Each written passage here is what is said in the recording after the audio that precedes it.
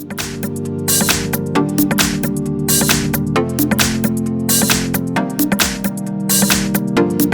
I've got hammer blade, and let me show you how to locate IMEI number on the following device.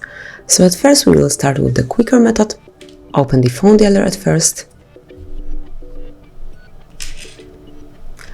and then enter a secret code, which is *##06#. And as you can see here, you've got both IMEI numbers for both SIM cards in your hammer blade. Click on OK to go back, and now we will open IMEI number and also serial number through the settings. So at first let's open the list of all applications, then find and select the settings. Here you should scroll down to the very bottom of the list and click on About Phone. Then go to the status, so the first tab, and now you will notice IMEI information here.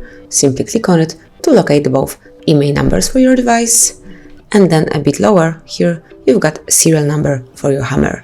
So that's all. This is how you can locate IMEI and serial number for your hammer blade. Thank you for watching. Please subscribe our channel and leave the thumbs up.